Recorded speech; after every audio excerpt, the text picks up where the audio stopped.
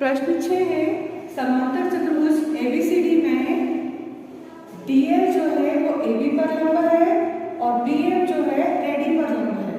समांतर चतुर्भुज का क्षेत्रफल दिया है 1470 सेंटीमीटर स्क्वायर, एबी का मान है 35, एडी है 49, आपको बीएम और डीएल निकालना है। तो जो क्षेत्रफल दे रखा है उसी को लिखते हैं हम आधार गुणित ऊंचाई। समांतर चतुर्भुज का क्षेत्रफल होता है आधार गुणित ऊंचाई, उसका मान है 1470। आधार क्या लेंगे हम, अगर ए बी लिया आधार तो ऊंचाई क्या होगी एबी पर लंब था डीएल बराबर 1470। एबी का मान कितना है 35 गुणित डीएल बराबर 1470। अब डीएल अगर निकालना है तो डीएल बराबर आएगा 1470 के बटे में चला जाएगा 35। 7 से काटे इसको, 7 का 35, 7 दूनी 14, 7 एकम 7 और 0, 5 से 5 चौक 20, 1 बचा 5 दूनी 10, यानी डीएल बराबर आ गया 42 सेंटीमीटर। अब डीएल 42 सेंटीमीटर आ गया है। अब हमें डीएल निकल गया है, निकालना क्या है अब हमें, पुनः वापस से लिखेंगे हम समांतर चतुर्भुज का क्षेत्रफल। क्षेत्रफल कितना है 1470। इसका सूत्र क्या होता है आधार गुणित ऊंचाई बराबर था 1470। अब आधार कौन सा लेंगे हम, एडी। अगर एडी आधार लेंगे तो उसमें लंब कौन सा होगा बीएम। तो एडी आधार और लंब बीएम बराबर 1470। एडी का मान तो दिया हमको 49 और बीएम हमको निकालना है बराबर 1470।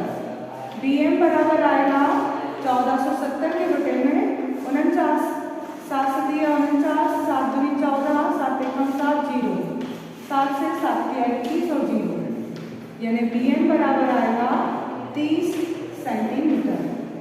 एक बार क्षेत्रफल से आधार लिया एडी और लंब लिया डीएल, दूसरी बार क्षेत्रफल का सूत्र लगाया, आधार लिया एडी और लंब लिया बीएम।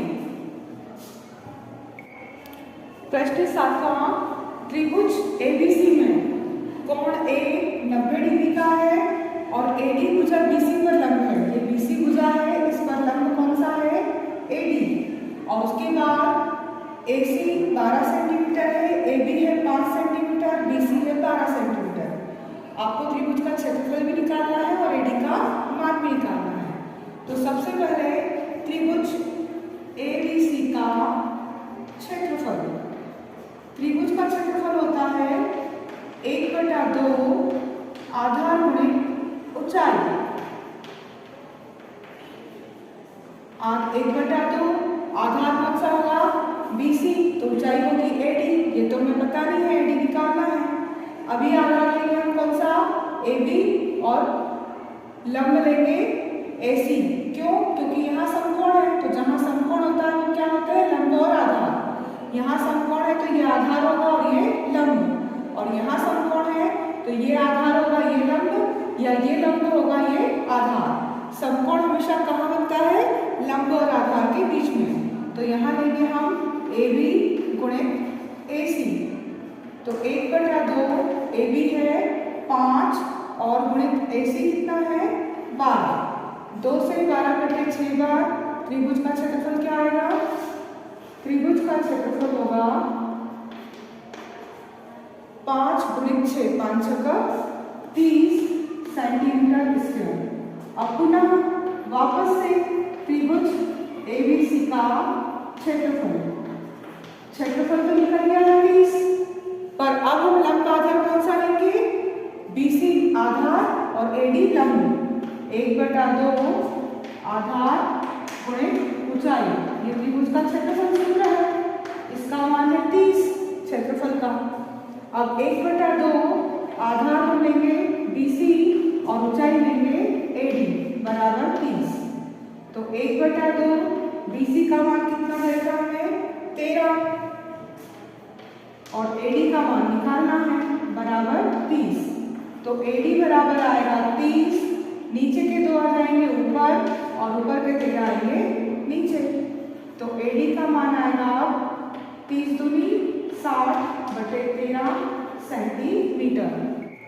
प्रश्न 8 है, त्रिभुज ABC एक समद्विबाहु त्रिभुज है जिसमें AB और AC दोनों भुजाएं 7.5 सेंटीमीटर की हैं।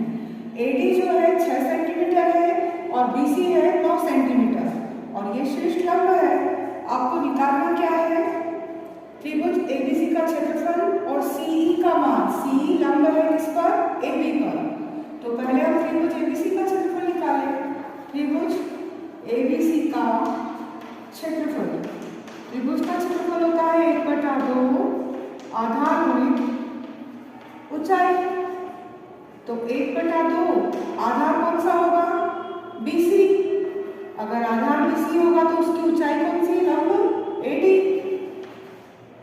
तो 1/2 BC है 9, AD है 6, 2 से 6/3 बार। तो त्रिभुज का क्षेत्रफल कितना आ गया? त्रिभुज ABC का क्षेत्रफल आया 9 × 3 9 × 27 सेंटीमीटर स्क्वायर। अब फिर पुनः हमें निकालना है CE। तो फिर त्रिभुज का क्षेत्रफल,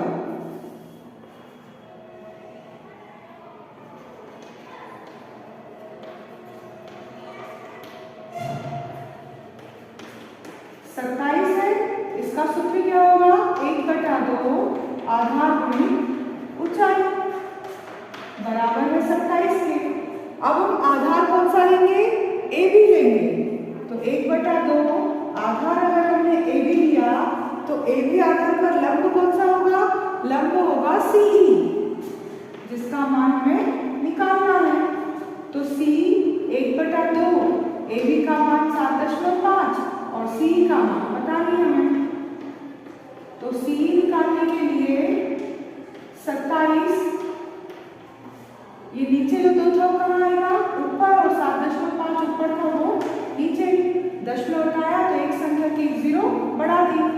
अब काटे इसको, 2 एकम 2 और 0, 2 से नहीं कटेगा ये, 3 से। 3 नम 27, 3 दूनी 6 और 3 पाँचे 15, 5 से 5 चौक 20, 25। तो CE बराबर आएगा 9 चौक 36 के बटे में 5। 36 में 5 का भाग देंगे, 5 से 35 और 5 दूनी 10, 7.2 सेंटीमीटर। ये हो जाएगा CE।